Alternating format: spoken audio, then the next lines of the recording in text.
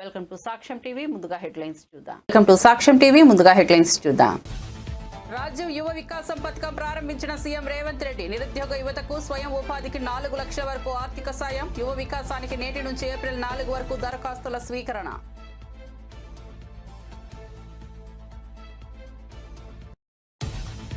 కొనసాగుతున్న AP assembly సమావేశాలు. నేడు సభలో స్వర్ణాంధ్ర విజన్ పై లఘు చర్చ. 10 సూత్రాల ఆధారంగా విజన్ అమలు చేస్తున్నామన్న చంద్రబాబు.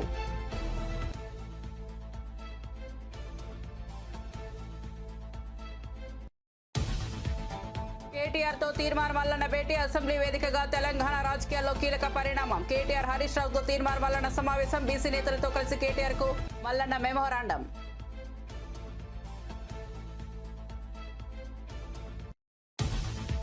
బీసీలకు విద్యా ఉద్యోగాల్లో 42% రిజర్వేషన్లు వచ్చినప్పుడే సంతోషిస్తారన్న హరీష్ రావు. స్థానిక సంస్థల్లో రిజర్వేషన్ల ఫలాలు అందినప్పుడు బీసీలు సంతోషిస్తారని వెల్లడి.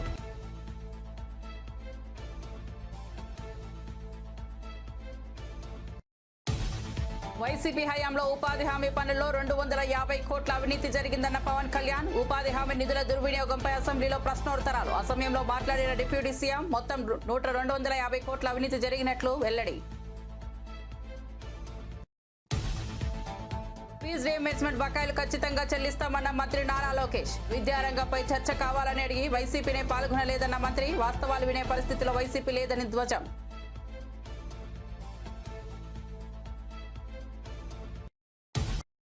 ఇక వార్త వివరాల్లోకి వెళ్తే, తెలుగు రాష్ట్రాల్లో ఒకే పేరుపై యూనివర్సిటీలు సంస్థలు ఉంటే పరిపాలనాపరమైన సమస్యలు ఉత్పన్నమయ్యే అవకాశం ఉందని తెలంగాణ సీఎం రేవంత్ రెడ్డి అన్నారు. దాన్ని పరిష్కరించేందుకే రాష్ట్రంలోని యూనివర్సిటీలు సంస్థలకు తెలంగాణకు సంబంధించిన పేర్లు పెడుతున్నామని చెప్పారు. దివంగత మాజీ సీఎం రోషయ్య ఆర్యవైశ్య సమాజం పట్ల ప్రభుత్వానికి అపారమైన గౌరవం, నమ్మకం, విశ్వాసం ఉందన్నారు. చర్లపల్లి రైల్వే టెర్మినల్ కు పొట్టి శ్రీరాములు పేరు పెట్టాలని కేంద్ర మంత్రులు కిషన్ రెడ్డి, బండి సంజయ్ కు లేఖ రాస్తానని సీఎం చెప్పారు. భారత ప్రభుత్వం 2047 విజన్ ను సిద్ధం చేసుకున్నప్పటికీ రాబోయే 20-30 ఏళ్ల అభివృద్ధి మార్గాన్ని స్పష్టంగా ముందుకు ఉంచుకోవడం కీలకమని అధికారులు తెలిపారు. ఈ గమ్యం చేరుకునేందుకు ఇప్పటి నుంచే ప్రతి ఏడాది స్పష్టమైన లక్ష్యాలు పెట్టుకుని పనిచేస్తున్నామని పేర్కొన్నారు. ప్రస్తుత ఆర్థిక సంవత్సరంలో 17.11% వృద్ధి రేటు సాధించాలనే లక్ష్యంతో ప్రభుత్వం కృషి చేస్తోందన్నారు. దీనికోసం వివిధ రంగాల్లో వివరణాత్మక ప్రణాళికలు రూపొందించి అమలు చేస్తున్నట్లు సంబంధిత శాఖలు వెల్లడించాయి. వాళ్ళు కానీ కన్సాలిడేట్ చేయమంటే అక్కడే కావాలంటే కన్సాలిడేట్ చేసి అందరికీ 2 సెంట్లు ఇచ్చే విధానానికి శ్రీకారం చుడతాం. అక్కడ వద్దని కానంటే ఎక్కడ కావాలో అక్కడ ఇంటి జాగా ఇచ్చి ఇల్లు కట్టించే బాధ్యత ఈ ప్రభుత్వం తీసుకుంటుందని కూడా నేను మీకు తెలియజేస్తున్నాను. ఇంటి జాగా అయిన తర్వాత ప్రతి ఒక్కరికి ఇల్లు కట్టించే బాధ్యత తీసుకుంటాం. 100% 29 ఈ రాష్ట్రంలో ఇల్లు లేదనకుండా 100% ఇల్లు కట్టించే బాధ్యత ఈ ప్రభుత్వం తీసుకుంటుంది. మీ నియోజకవర్గం మీరు తీసుకోవాల్సిన అవసరం ఉంది. శానిటేషన్, హైజీనిక్ కండిషన్స్ కోసం ఒకప్పుడు మహిళ ఆడబిడ్డ ఆత్మ గౌరవం కింద టాయిలెట్స్ ఇచ్చా. ఇప్పుడు కొంతమంది కొన్ని కారణాల వల్ల లేని పరిస్థితి. ప్రతి ఒక్క ఇంటికి ఒక సంవత్సరమా 6 నెలల అవన్నీ కూడా పూర్తి చేయాలి. ప్రతి ఒక్క ఇంటికి water supply, tap water with sustainable source. ఏదో బోర్ కింద ట్యాప్ నీళ్లు ఇస్తే అది బోర్ ఎండిపోతే నీళ్లు రావు. అట్లా కాకుండా సస్టైనబుల్ సోర్సెస్ నుంచి వాటర్ ఇస్తాం. ఎల్పిజి గ్యాస్ కనెక్షన్, ఒకప్పుడు దీపం పెట్టాం, గ్యాస్ కనెక్షన్ ఇచ్చాం. దేశంలో మొట్టమొదటిసారిగా దీపం పెట్టి గ్యాస్ కనెక్షన్ ఇచ్చిన రాష్ట్రం సమైక్య ఆంధ్రప్రదేశ్. ఆ రోజు ఎన్డీఏ ప్రభుత్వం ఇచ్చాం. ఈ రోజు మళ్ళీ దీపం 2 కింద 3 సిలిండర్లు ఉచితంగా ఇచ్చి మహిళలను ఆదుకుంటున్నాం. ఆ కార్యక్రమం కూడా జయప్రదంగా జరిగే పరిస్థితి వచ్చింది. అక్కడి నుంచి ఎలక్ట్రిసిటీ. ఇక్కడ మీరు గ్యాస్ కూడా చూస్తే కొన్ని ప్రాంతాల్లో పైప్డ్ గ్యాస్ వస్తా ఉంది. అది వచ్చినప్పుడు దాన్ని కూడా కనెక్ట్ చేస్తాం. అవసరమైతే ఇక్కడ ఇచ్చే సబ్సిడీ వాళ్ళకే ఇస్తాం. అప్పుడు ఇంకా గ్యాస్ కూడా తెచ్చుకునే పరిస్థితి లేదు, కనెక్ట్ చేసే పరిస్థితి లేదు. 24 గంటల గ్యాస్ ఉండే పరిస్థితి వస్తుంది. Electricity and solar roof. ప్రతి ఒక్క ఇంటికి కరెంట్ ఉండాలి. పెట్టుకోగలిగిన వాళ్ళందరూ డెమోక్రటైజేషన్ ఆఫ్ పవర్ జనరేషన్ లో మీరు రూఫ్ టాప్ పెట్టుకుంటారు. ఆ రూఫ్ టాప్ పెట్టుకొని మీరే కరెంట్ ఉత్పత్తి చేసుకుంటారు, మీరే వాడుకుంటారు. ఈ రోజు మనం చూస్తే కోస్టల్ ఆంధ్రాలో ఎండలు విపరీతంగా పెరిగిపోయినాయి, వడగాల్పులు ఉన్నాయి. మీరు ఏసీ పెట్టుకొని బాగా ఇక్కడ హ్యాపీగా ఉన్నాం. కరెంట్ దానివల్ల ప్రతి ఒక్క ఇంట్లో కూడా అలాంటి కంఫర్ట్ ఎందుకు క్రియేట్ చేసుకోకూడదని అడుగుతున్నా. పైన ఎండ, సూర్యుడు, కిందన ఏసీగా చిన్న రూమ్ పెట్టుకున్నా ఫ్యాన్ గానీ ఏసీ గానీ పెట్టుకునే అవకాశాలు వస్తే over a period of time ఈ విషయంలో కూడా ప్రతి ఒక్క ఇంటికి సోలార్ రూఫ్ గానీ, కుసుమ్ కింద మన పొలాల్లో మనం కరెంటు తయారు చేసుకుని మనకు అవసరమైన కరెంటు వాడుకొని అవసరమైతే ట్రాక్టర్లు కూడా ఛార్జింగ్ చేసుకొని ఇంటికి కూడా వాడుకునే అవకాశాలు వస్తాయి. అలాంటి వ్యవస్థకు శ్రీకారం చుడతాం. నా ఉద్దేశం ఒకటే, ప్రతి ఒక్కరికి కూడా కాస్ట్ తగ్గిస్తూ జీవన ప్రమాణాలు పెంచడం అనేది ప్రధానమైన ఉద్దేశం. Digital connectivity, high speed internet access for every house, wifi ఇస్తాం, డిజిటల్ కనెక్టివిటీ ఇస్తాం. అది కూడా నీడ్ బేస్ ని బట్టి వాళ్ళకి ఎంత కావాలంటే ఎంత బ్యాండ్ విత్. గత ప్రభుత్వ హయాంలో ఉపాధి హామీ పథకంలో భారీ అవినీతి జరిగిందని డిప్యూటీ సీఎం పవన్ కళ్యాణ్ అసెంబ్లీలో వెల్లడించారు. అధికారంలోకి వచ్చిన వెంటనే ప్రత్యేక దృష్టి సారించి పథకాన్ని సమీక్షించామని తెలిపారు. సోషల్ ఆడిట్ డైరెక్టరే అవినీతికి పాల్పడడంతో అతడిని తొలగించామన్నారు. ఇక నుంచి అవినీతి జరగకుండా ఉండేందుకు social audit, vigilance cell, quality కంట్రోల్తో కొత్త అధికారులను నియమించామని స్పష్టం చేశారు. పథకం పట్ల పూర్తి పారదర్శకతను పాటిస్తూ కార్మికులకు న్యాయం జరిగేలా కృషి చేస్తున్నామని పవన్ కళ్యాణ్ తెలిపారు. గౌరవ ఆదోని శాసనసభ్యులు చెప్పింది కీలకంగా ఒక మాట అన్నారు. జాతీయ ఉపాధి హామీ పథకం అది రాజకీయ ఉపాధి హామీ పథకం అయిపోయింది. అది గత ప్రభుత్వం టైంలో రైట్ ఏమో, కానీ మన ఎన్డీఏ ప్రభుత్వం టైంలో దాన్ని నేను తీసుకోవట్లేదు. ఖచ్చితంగా గత ప్రభుత్వం చేసిన వారసత్వంగా వచ్చినవి ఈ కరప్షన్ మనం హ్యాండిల్ చేస్తున్నాం ఈ రోజున. వన్స్ నేను పంచాయతీరాజ్ శాఖ బాధ్యతలు తీసుకున్న తర్వాత మొట్టమొదటి దృష్టి పెట్టింది కూడా ఆ జాతీయ ఉపాధి హామీ పథకం కింద అసలు ఏమేమి అవకతవకలు జరిగినాయి. ఇప్పుడు ఎంత గొప్ప పాలసీ పెట్టినా పథకం పెట్టినా జనం అందరూ అంటే మనకి పార్టీలు కొల్యూడైపోయి అందరూ అంటే ఒకళ్ళని కరప్షన్ చేసామని అర్థం చేసుకోగలం, కానీ ఒక గ్రూప్స్ కొల్యూడైపోతే తప్పులు నిర్ధారించడం చాలా కష్టమైపోతుంది. ఇప్పుడు ఇందాక ఉదాహరణకి మేము రాగానే ఫస్ట్ చాలా ఎక్స్టెన్సివ్గా కూర్చున్నాం, ముఖ్యంగా ఈ సోషల్ ఆడిట్ డైరెక్టర్ తోటి, ప్రిన్సిపల్ సెక్రటరీ గారితో కూర్చున్నప్పుడు వరుసగా చాలా ఆల్మోస్ట్ 1-2 months రివ్యూ తర్వాత సోషల్ ఆడిట్ డైరెక్టర్ ఎవరైతే జాతీయ ఉపాధి హామీ పథకంలో అవకతవకలు ఎవరైతే చేస్తున్నారో వాటిని జరగకుండా నిలువరించాల్సిన వ్యక్తి అతనే అవినీతికి పాల్పడ్డాడు అధ్యక్ష. అందుకని వెంటనే అతన్ని తీసి పక్కన పెట్టేసి, అవి కాకుండా మేము తీసుకున్న ఇమ్మీడియట్ చర్యలు ఏంటంటే అధ్యక్ష, ఒకటి మేము ఈ social audit, vigilance cell, quality control 3 కొత్త వాళ్ళని పెట్టాం అధ్యక్ష. కొంచెం ఎఫెక్టివ్ పీపుల్ని పెట్టాం. ఇప్పుడు ఉదాహరణకి సోషల్ ఆడిట్ని ఒక 2 months బ్యాక్ పెట్టాం, చాలా మందిని సార్ట్అవుట్ చేసి వన్ హూ ఇస్ కేపబుల్ అలాంటి వ్యక్తిని పెట్టాం అధ్యక్ష. అలాగే విజిలెన్స్ సెల్కి చీఫ్ విజిలెన్స్ ఆఫీసర్ని పెట్టాం, 5 months అయింది. అలాగే headed by chief quality control engineer పెట్టాం అధ్యక్ష, సీనియర్ మన రిటైర్డ్ ఇంజనీర్ ఒకరిని పెట్టాం. మేము చేశాక మేమేం చాలాసార్లు ఉదాహరణకి 2024-25లో అబ్జెక్షనబుల్ ఎక్స్పెండిచర్ అంటే ఇది అవినీతికి దారి చూపిస్తుందని చెప్పి దాదాపు 250 కోట్ల అవినీతి జరిగింది అని చెప్పేసి సోషల్ పీపుల్స్ ఆడిట్ ఫోరం నుంచి మనం దాదాపు ఇప్పటికీ 546 మండలాల్లో మనం సోషల్ ఆడిట్ చేసాం ఇప్పటిదాకా ఆడిట్ ఫోరం. ఇంకొక మిగతా మండలాలు 665లో 546 చేసాం అధ్యక్ష. మార్చి 31కి అయిపోతుంది. దాంట్లో 24-25కి 250 కోట్ల అవినీతిని ఉంది అనేది చేశారు ఇదంతా. కానీ ఇది ప్రాజెక్ట్ డైరెక్టర్ పీడీ చూసిన తర్వాత 71 కోట్ల మటుకే out of 250 crores only 71 crores recover చేయాలి అనేది ఆయన ఆర్డర్ చేశారు. దేనికంటే గౌరవ సభ్యులందరూ చెప్తున్న దాంట్లో మనకు అవినీతి జరిగిందని తెలుసు. అక్కడ అందరూ మస్తర్లో ఫాల్స్గా చేశారు, పనులు చేయకుండా రిజిస్టర్ చేసుకున్నారు, లేదంటే జేసీబీలు పెట్టి చేశారు, ఇవన్నీ ఉంటాయి. కానీ ఎక్కడ కూడా ప్రూఫ్కి దొరకవండి. సో దానివల్ల just lack of evidence only out of 250 crores only we could recover, అంటే రికవరీకి ఆదేశం చేసింది 71 కోట్లు. జర్నలిస్టులను అక్రమంగా జైలుకు పంపడమే ఇందిరమ్మ రాజ్యమా అంటూ బీఆర్ఎస్ వర్కింగ్ ప్రెసిడెంట్ కేటీఆర్ ప్రభుత్వంపై తీవ్ర స్థాయిలో విమర్శలు చేశారు. ప్రజలను మోసం చేసి 420 హామీలతో అధికారంలోకి వచ్చిన కాంగ్రెస్ పార్టీపై అసహనం పెరుగుతోందని తెలిపారు. యూట్యూబ్ జర్నలిస్టులపై కేసులు పెట్టి దాడులు చేయడం ప్రజాస్వామ్య హక్కులకు భంగం కలిగించడం అని మండిపడ్డారు. ప్రజల ఆక్రోశాన్ని అణిచివేయాలని రేవంత్ రెడ్డి ప్రయత్నిస్తున్నారని, ప్రభుత్వంపై ప్రజల్లో పెరుగుతున్న అసంతృప్తిని అరికట్టేందుకు మీడియాపై ఉక్కుపాదం మోపుతున్నారని ఆరోపించారు. మోసం చేసి వచ్చింది రేవంత్ రెడ్డి కాంగ్రెస్ పార్టీ అరిచేతిలో వైకుంఠం చూపెట్టి 6 గ్యారంటీలు 100 రోజులని అడ్డమైన మాటలు చెప్పి 420 హామీలు ఇచ్చి గద్దెనెక్కిండ్రు అనే మాట ఒక్కరు కాదు, రాష్ట్రంలోని ప్రతి ఒక్కరూ మాట్లాడుతున్నారు. సరే, భాష కొన్ని సందర్భాల్లో కొంతమందికి కడుపు మండి పంట ఎండి గట్టిగా వచ్చిండొచ్చు. అక్కడక్కడ ముఖ్యమంత్రి గారికి ఇట్లా మాట్లాడితేనే అర్థమవుతుందని చెప్పి కూడా, ఎందుకంటే ఆయన బజారు భాష మాట్లాడుతున్నాడు కాబట్టి అదే భాషలో మాట్లాడితేనే ఆయనకు అర్థమవుతుందని చెప్పి కొంతమంది గట్టిగా మాట్లాడుతుండొచ్చు. కానీ నేను ఇవాళ రాహుల్ గాంధీ గారు అయితే తెల్లారు లేస్తే ఒక రాజ్యాంగం పుస్తకాన్ని పట్టుకొని ఆయన ఏదో రాజ్యాంగ రక్షకుడిలాగా మొహబ్బత్ కి దుకాన్ అని ఏదైతే పెద్ద పెద్ద మాటలు చెప్తా ఉంటారో ఆయనను అడుగుతా ఉన్నా, ఇదేనా మీరు చెప్పిన ఇందిరమ్మ రాజ్యం? ఇదేనా మీరు చెప్పిన మొహబ్బత్ కి దుకాన్? జనం తిడితే, జనం ఆక్రోశిస్తే, జనం గట్టిగా మాట్లాడితే జర్నలిస్టులను జైల్లో పెడతారా? జనం గట్టిగా మిమ్మల్ని నిరసిస్తే, జనం గట్టిగా మీ మీద గొంతు విప్పితే దాన్ని చూపెట్టిన పాపానికి ఇవాళ జర్నలిస్టులను జైలుకు పంపుతారా?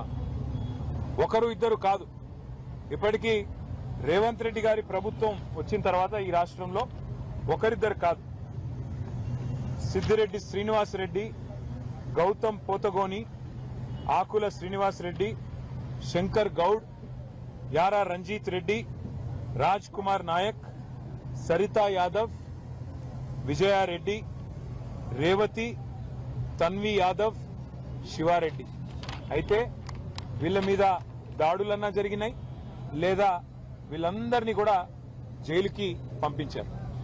అంటే ఇంత నికృష్టంగా కేవలం ప్రభుత్వం మీద ఉన్న అసహనం ఏదైతే ప్రజల్లో ఉందో, ప్రభుత్వం మీద ఉన్న అభిప్రాయం ఏదైతే ప్రజల్లో ఉందో, దాన్ని అక్కడ మెయిన్ స్ట్రీమ్ మీడియా పట్టించుకోవట్లేదు కాబట్టి, ప్రధాన మీడియాని రేవంత్ రెడ్డి గారు మేనేజ్ చేస్తున్నారు కాబట్టి, వాళ్ళు చూపెడతలేరు కాబట్టి, ప్రజలు ప్రత్యామ్నాయ మీడియా అయిన డిజిటల్ మీడియాలో తమ ఆక్రోశాన్ని వెలగక్కితే, రేవంత్ రెడ్డి భాషలోనే రేవంత్ రెడ్డికి ఆయన స్థానాన్ని గుర్తు చేస్తే, ఇవాళ ఈ రకంగా మాట్లాడడం అనేది, ఈ రకంగా జర్నలిస్టులను జైల్లో పెట్టడం అనేది ఎంతవరకు మంచిదో ఆయన కూడా ఆలోచించుకోవాలి. ఎందుకంటే ఈరోజు వీళ్ళకి జరిగింది రేపు తప్పకుండా కాంగ్రెస్ నాయకులకు, కాంగ్రెస్ కార్యకర్తలకు కూడా జరుగుతుంది.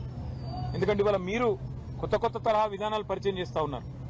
మీరే చెప్పారు 6 గ్యారంటీలతో పాటు 7వ గ్యారంటీ ప్రజాస్వామ్యం, ఇది ప్రజాపాలన, ఎవరైనా మాట్లాడొచ్చు, ఎవరైనా నిరసన చెప్పొచ్చు అని పెద్ద పెద్ద మాటలు చెప్పిందే రేవంత్ రెడ్డి గారు. కానీ ఈరోజు ప్రజలు గొంతు విప్పితే తట్టుకోలేకపోతా ఉన్నారు, కనీసం వాళ్ళ ఆవేదనని అర్థం చేసుకునే ప్రయత్నం కూడా చేసుకోలేకపోతా ఉన్నారు.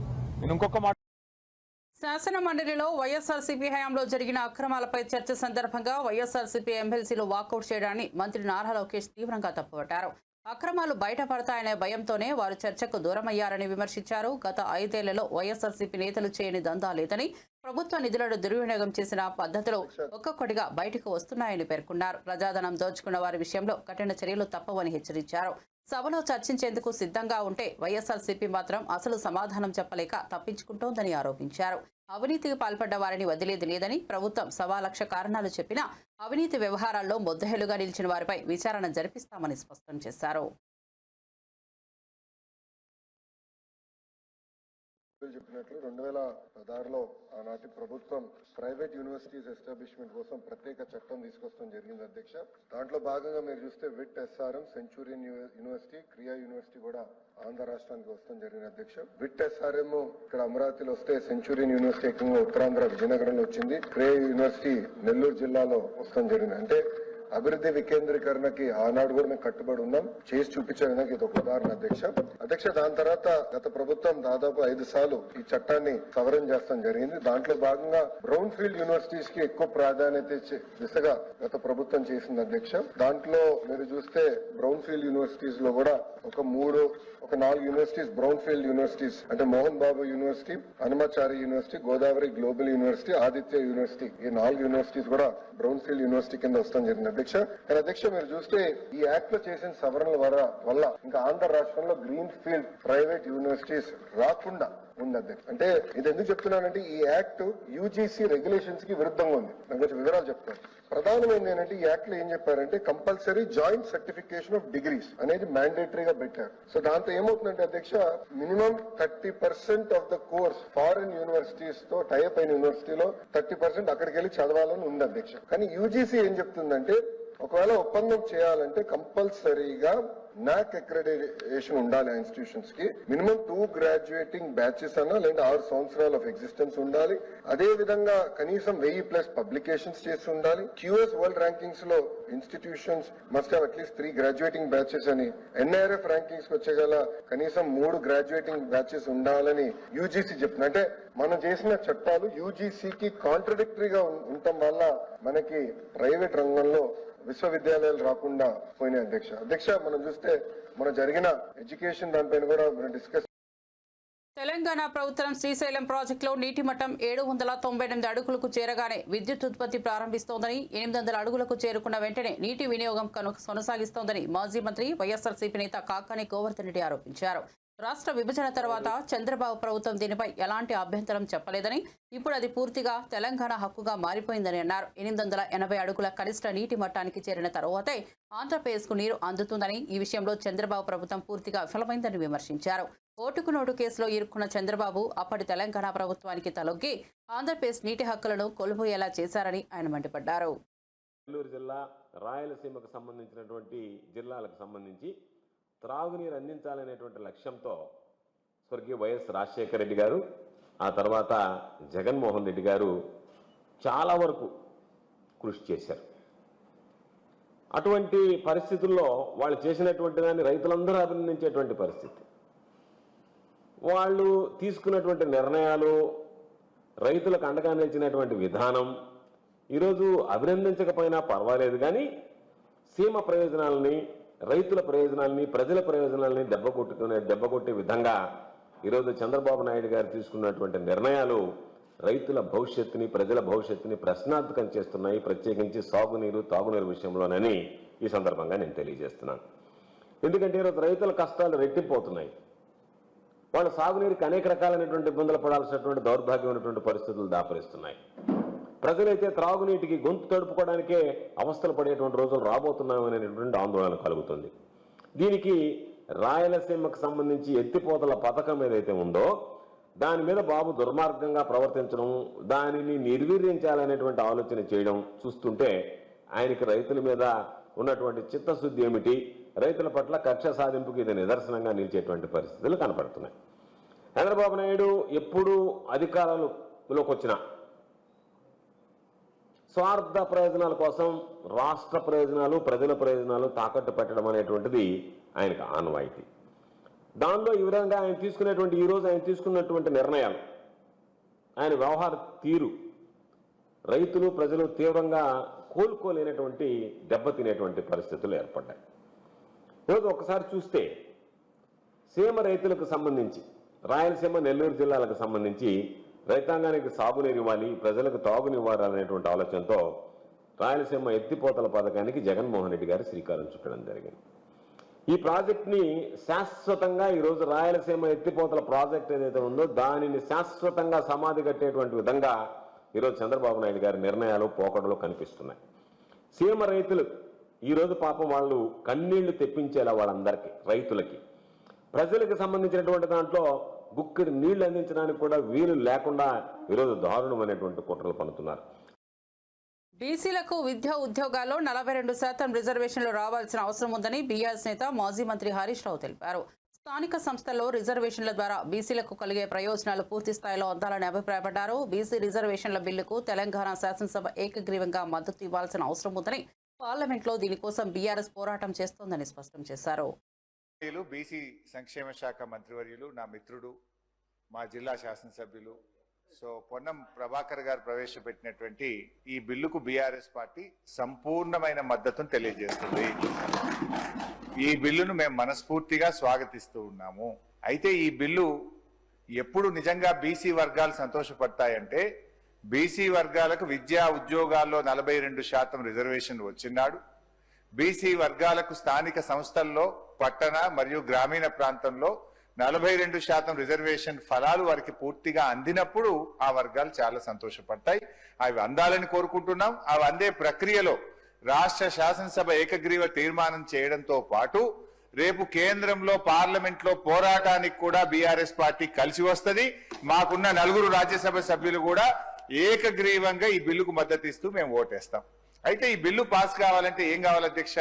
రాహుల్ గాంధీ గారు ఇలా ప్రధాన ప్రతిపక్ష నాయకుడు, 100 మంది ఎంపీలు ఉన్నారు. వారు మరి ఈ బిల్లు మీద ఒత్తిడి తేవడానికి పార్లమెంట్ లో వారు కృషి చేయాల్సినటువంటి అవసరం ఉంది. దానికోసం వారిని గట్టిగా రాహుల్ గాంధీ గారు ఇలా పూనుకోవాల్సినటువంటి అవసరం ఉంది. అయితే మా మిత్రులు పొన్నం ప్రభాకర్ గారు మేమేదో మిస్గైడ్ చేస్తున్నాం అనేటువంటి మాట మాట్లాడినరు. అది కరెక్ట్ కాదు. ఈ బిల్లు విషయంలో రాష్ట్ర శాసనసభలో గతంలో కేసీఆర్ గారు ఉన్నప్పుడు కూడా అధ్యక్ష మేము మార్కెట్ కమిటీ చైర్మన్లలో డైరెక్టర్లలో బీసీలకు 50% రిజర్వేషన్ తెచ్చింది బీఆర్ఎస్ పార్టీ. అదే విధంగా బీసీల విషయం వైన్స్ లో మొట్టమొదటిసారిగా ఈ దేశంలో ఎక్కడ లేని విధంగా మా గౌడన్నల కోసం మరి గీత కార్మికులకు వైన్ షాప్ల అలాట్మెంట్ లో కూడా రిజర్వేషన్ తెచ్చింది బీఆర్ఎస్ ప్రభుత్వము. ఇట్లా మేము కొన్ని కార్యక్రమాలు చేసినాం. అయితే మేమేమంటున్నామంటే ఈ బిల్లులో ఒక 2 విషయాలు మీ చేతిలో ఉన్నది. ఇది దీంట్లో కేంద్రం పర్మిషన్ అవసరం లేదు, ఢిల్లీ అనుమతి కోసం వేచి చూడాల్సిన అవసరం లేదు. రేపో మాపో బడ్జెట్ పెడుతున్నాం కనుక మేము ఈ బిల్లులో 3 అంశాలు మా గంగుల కమలాకర్ అన్న చెప్పినటువంటి విషయాల్లో ఇందులో మనం పెద్ద బేసిజాలకు పోవాల్సిన అవసరం లేదు. బీసీల మీద మీకు నిజంగా చిత్తశుద్ధి ఉంటే, బీసీల మీద మీకు నిజమైనటువంటి ప్రేమ ఉంటే 3 అంశాలు ఈ బిల్లులో చేర్చమని బీఆర్ఎస్ పార్టీ తరఫున అమెండ్మెంట్ ఇచ్చాం. ఆ 3 అంశాలు కొత్తవేం కావు, కాంగ్రెస్ పార్టీ గతంలో ఇచ్చినటువంటి హామీ. అందులో మొట్టమొదటిది గౌరవనీయులు గంగుల గారు చెప్పినట్టు 42% ప్రభుత్వ కాంట్రాక్ట్లలో బీసీలకు రిజర్వేషన్ చేస్తూ ఈ బిల్లులో చేర్చండి. తెలంగాణ బీఆర్ఎస్ నేతలు కేటీఆర్, హరీష్ రావును ఎమ్మెల్సీ తీర్మానం వలన కలిసి కీలక చర్చలు నిర్వహించారు. బీసీ రిజర్వేషన్ల బిల్లుకు కేంద్ర ప్రభుత్వం చట్టబద్ధత కల్పించేలా త్వరలో ఢిల్లీలో నిర్వహించనున్న ధర్నాకు మద్దతు ఇవ్వాలని కోరారు. బీసీల హక్కులను పరిరక్షించేందుకు ప్రతిపక్ష పార్టీలు, ప్రాంతీయ పార్టీలు ఏకమవ్వాలని సూచించారు. ఈ అంశంపై రాష్ట్ర ప్రభుత్వం పార్లమెంట్లోనూ గలమెత్తాలని తీర్మానం వలన అభిప్రాయపడ్డారు. బీసీల న్యాయమైన డిమాండ్ల కోసం అన్ని వర్గాల నుంచి మద్దతు తీసుకొచ్చేందుకు తన ప్రయత్నం కొనసాగిస్తానని స్పష్టం చేశారు. తెలంగాణ ప్రభుత్వం ప్రజాస్వామ్యాన్ని అణగదొక్కుతోందని ఎమ్మెల్యే సునీత లక్ష్మారెడ్డి ఆరోపించారు. ప్రజాపాలన అంటూ ప్రజల సమస్యలను వెలుగులోకి తీసుకొస్తే అక్రమ అరెస్టులు చేస్తున్నారని విమర్శించారు. తెల్లవారుజామున 40 మంది పోలీసులు వెళ్లి మహిళా జర్నలిస్టులను కిడ్నాప్ చేసినట్లుగా అరెస్టు చేయడం దుర్మార్గమని తెలిపారు. రాష్ట్రంలోని మహిళలను గౌరవించడం ముఖ్యమంత్రి రేవంత్ రెడ్డి నేర్చుకోవాలని హెచ్చరించారు. తీసుకొచ్చి ఇక్కడ పెట్టినట్టయితే మాకు నష్టం జరుగుతుంది. ఇక్కడ వాటర్ పొల్యూషన్ అయితే GHMCకి సంబంధించినటువంటి వెహికల్స్ టిప్పర్లు వచ్చి 1000ల సంఖ్యలో పోలీస్ ప్రభుత్వాన్ని డిమాండ్ చేస్తా ఉన్నాను. నిజంగా కూడా అక్కడ ఏదైనా పెట్టాలి అని అనుకుంటే అది ఫారెస్ట్ లో ఉంది కదా, మరి లేదంటే అక్కడ ల్యాండ్ పట్టాదారులు చాలా మంది అక్కడ పక్కనంతా కూడా కబ్జాలో ఉన్నారు. లేదంటే వాళ్ళకన్నా ఇవ్వండి, కానీ ఇక్కడ డంప్ యార్డ్ తీసుకొచ్చేయడం వల్ల అన్యాయం జరుగుతుందని చెప్పేసి నేను తెలియజేస్తా ఉన్నాను అధ్యక్ష. కాబట్టి అది 144 సెక్షన్ పెట్టడం జరిగింది అధ్యక్ష. ఎంత అవసరం ఏముంది అధ్యక్ష నాకు అర్థం కావట్లేదు. రైతులకి సంబంధించి ప్రొటెస్ట్ చేసుకునేటువంటి అవకాశం కూడా కల్పిస్తలేరు. February 4th నుంచి ఇప్పటి వరకు కూడా అక్కడ ఉన్నటువంటి వాళ్ళంతా కూడా 2 కొండల మధ్యలో ఉంది. మరి అదేవిధంగా బ్యూటిఫికేషన్ చేస్తే బాగుంటుందని చెప్పేసి మేము ఆల్రెడీ ప్రభుత్వానికి కూడా నివేదికను ఇవ్వడం జరిగింది, అదొక ప్రపోజల్ ఇవ్వడం జరిగింది అధ్యక్ష. కాబట్టి నేను మీకు మీ ద్వారా ప్రభుత్వానికి కోరుతా ఉన్నాను ఏంటంటే దీన్ని ఇమీడియట్ గా నిలిపేయాలి. ఎందుకంటే తెలంగాణ కౌన్సిల్ ఆవరణలో బీఆర్ఎస్ ఎమ్మెల్సీలు వినూత్న నిరసన చేపట్టారు. మిర్చి దండలు వేసుకుని రైతుల సమస్యలపై ప్రభుత్వాన్ని నిలదీశారు. మిర్చి రైతులకు 25,000 గిట్టుబాటు ధర కల్పించాలని డిమాండ్ చేశారు. గత సీజన్లో 4 లక్షల ఎకరాల్లో సాగైన మిర్చి ఈసారి ధరల క్షీణతతో 2.4 లక్షల ఎకరాలకు తగ్గిపోయిందని ఆందోళన వ్యక్తం చేశారు. నాఫెడ్, మార్క్ఫెడ్ ద్వారా మద్దతు ధర నిర్ణయించి ప్రభుత్వం మిర్చిని కొనుగోలు చేయాలని, అంతర్జాతీయ మార్కెట్కు ఎగుమతుల కోసం చర్యలు తీసుకోవాలని కోరారు. మిర్చిని ఆహార పంటల జాబితాలో చేర్చాలని విజ్ఞప్తి చేశారు.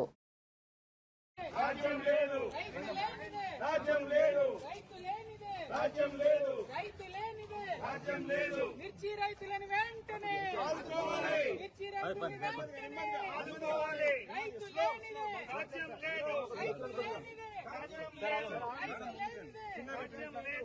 మిర్చి రైతులు వెంటనే ఆదుకోవాలి. మిర్చి రైతులు వెంటనే ఆదుకోవాలి. మిర్చి రైతులు వెంటనే ఆదుకోవాలి. మిర్చి రైతులు వెంటనే ఆదుకోవాలి.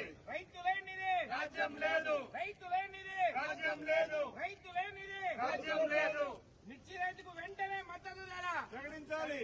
మిర్చి రైతుకు వెంటనే మద్దతు ధర ప్రకటించాలి. మిర్చి రైతుకు వెంటనే మద్దతు ధర ప్రకటించాలి. మిర్చి రైతుకు వెంటనే 25,000 మద్దతు ధరను చెల్లించాలి. 25,000 ఆంధ్రప్రదేశ్ శాసనసభ స్పీకర్ చింతకాయల అయ్యన్న పాత్రుడు కుటుంబ సభ్యులతో కలిసి తిరుమల శ్రీవారిని దర్శించుకున్నారు. రాష్ట్రం సుభిక్షంగా ఉండాలని, ప్రజలు సుఖ సంతోషాలతో జీవించాలనే ఉద్దేశంతో స్వామివారిని ప్రార్థించారు. టీటీడీ అధికారులు ఆయన్ని ఆలయంలో స్వాగతం పలికి దర్శన ఏర్పాట్లు చేశారు. అనంతరం రంగనాయకుల మండపంలో వేద పండితులు ఆశీర్వచనం అందించి తీర్థ ప్రసాదాలు అందజేశారు. ఈ సందర్భంగా అయ్యన్న పాత్రుడు మీడియాతో మాట్లాడుతూ రాష్ట్ర అభివృద్ధికి, ప్రజల సంక్షేమానికి శ్రీవారి ఆశీర్వాదం ఉండాలని కోరుకున్నానని తెలిపారు. టీటీడీ అధికారులు ప్రత్యేక దర్శన ఏర్పాట్లు చేశారు.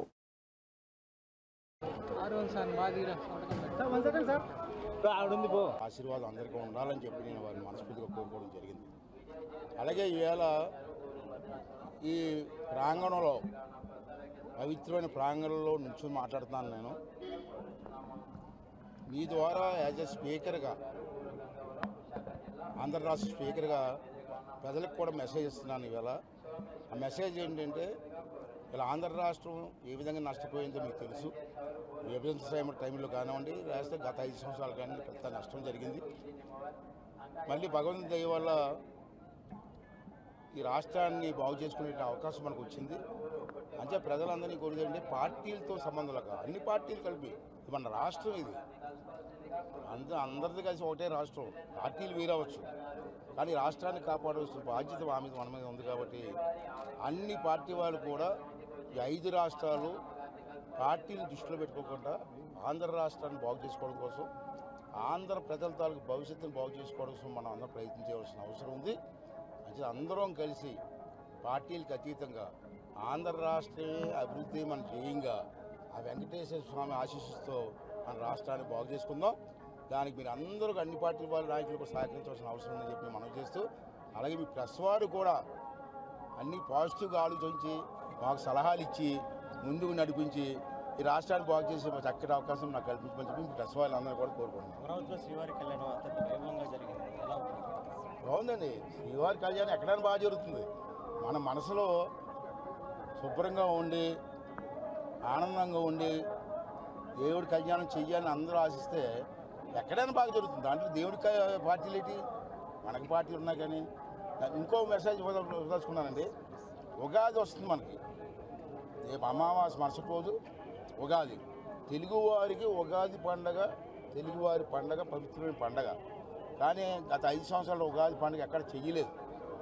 అంటే మీ ద్వారా పిలిపిస్తున్న ఆంధ్ర రాష్ట్రంలో సుమారు 14,000 పంచాయతీలు ఉన్నాయి. 14,000 పంచాయతీల్లో పార్టీలకు అతీతంగా అందరూ కలిసి ఉగాది పూజ చేయండి, శ్రావణ పంచాంగం చేయండి. ఈ నెల 14న విడుదలైన Court cinema super hit talk తెచ్చుకోదు. ఈ సందర్భంగా చిత్ర బృందం విశాఖపట్నంలో సందడి చేసింది. ప్రేక్షకుల స్పందన చూసి టీం ఆనందం వ్యక్తం చేసింది. ఈ ఈవెంట్లో నటుడు శివాజీ మాట్లాడుతూ నిజ జీవితంలో మంగపతిని చూశారంటూ ఆసక్తికర వ్యాఖ్యలు చేశారు. ఈ కార్యక్రమంలో ప్రియదర్శి, హర్ష్ రోషన్, శ్రీదేవి, శివాజీ తదితరులు పాల్గొన్నారు. మరిన్ని అప్డేట్స్ కోసం చూస్తూనే ఉండండి సాక్ష్యం టీవీ.